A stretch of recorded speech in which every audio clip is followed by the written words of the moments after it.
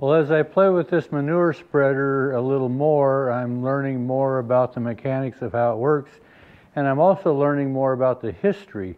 The Smith Manufacturing Company actually started out in 1890, and it was known as the Smith Spreader Company.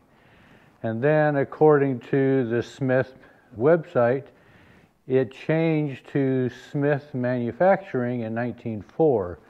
So I'm guessing this was probably 1904 to the 1914 era, where it looks like they burned out.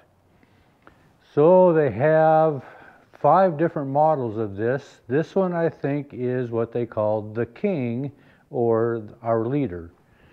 It is about a 9-foot long box, 50 inches wide, and the sideboards seem to be about 16 inches.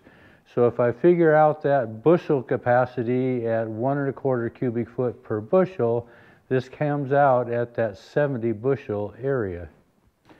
Well, this rear assembly here should actually be standing vertical.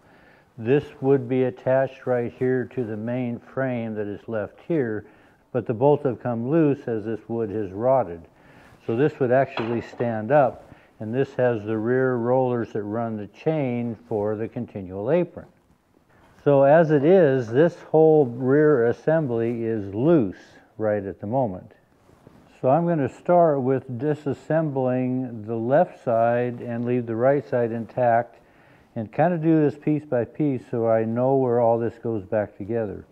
But it looks to me like we might have a wearing problem here. So this whole assembly here is where the beaters were bolted to, and then this is the chain drive, and this is the idler that kept the tension on that chain. Well, as you notice at the center of this hub on this framework here, and where this chain sprocket is here, how far off center it is. So I'm wondering if we are just pulled way off center because of time and wear. So I'm going to try to get all this apart and see what we've got here. I may have to end up bushing and rebuilding this. So this main frame has broken right here at this iron structure that holds the axle to the frame.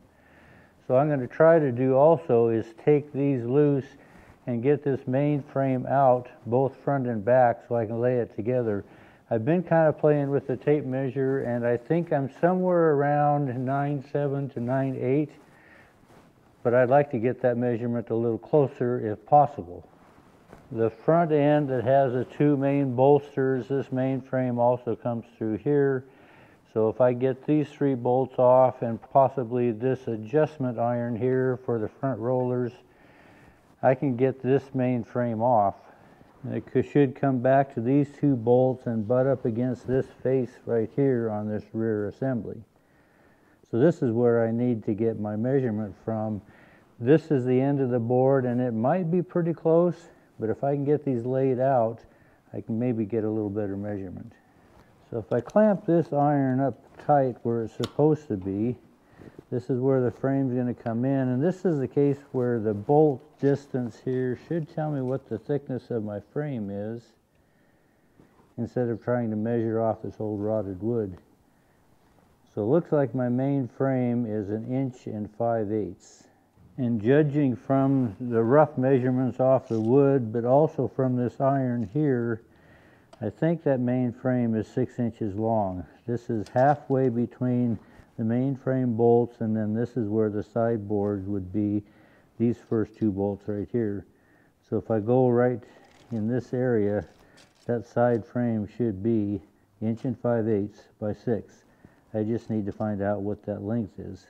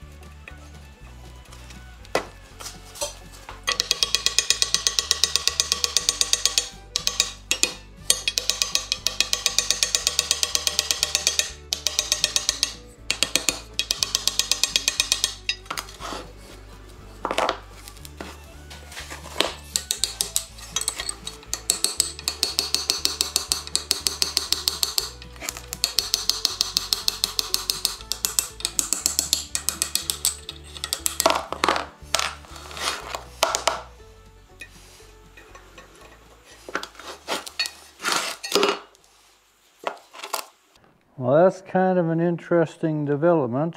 I'm going to run this through the sandblaster and kind of see what we have to work with. Looks like maybe this little insert bushing was designed maybe to be replaced. I'm not really sure, but it's pretty wore out. All sandblasted up, and these other parts. So this is the sprocket that ran the drive chain, that ran the beater. You can see it's got some wear on it. All these teeth look like they're going one direction, but I think they've got wear from the roller chain. This is the idler that had a lot of play to it, but I think it's actually made to be kind of loose. It's got a bolt goes through this shim, and it just runs free on this shoulder here, and I don't see any place where there's an oil hole for that. So I think this probably just ran loose, and this is where it's set up on the adjustment. All that cleaned up well. So the biggest wear spot is right here. This would set up vertically about like so. And this bushing came in from the back side. And it has a little tab that goes into this notch right here.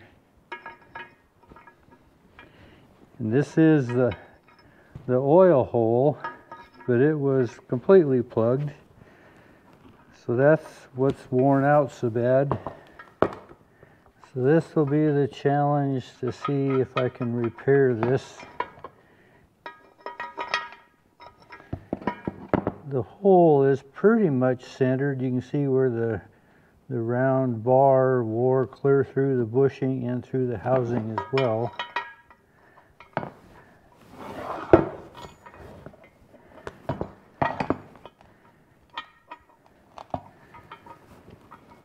So this will be a challenge.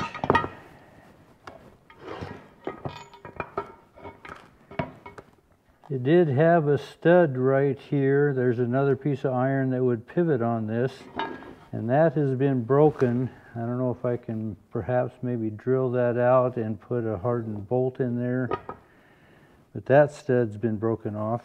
And it'll set vertically about like so, and this is where the main frame will come into this section right here. And this holds the beater bar. So I'm going to have to do some pondering on what I'm going to do. This would be a cast steel. It's not just a cast iron. So it would be weldable. I'm going to have to think about this. If you have some suggestions, you might put them in the comment section. Got a lot of wear here, but we'll save it, I think. I don't think this is a deal breaker. It's pretty severe wear, but we'll see. Anyway, appreciate you following along. We're going to make some headway on this manure spreader.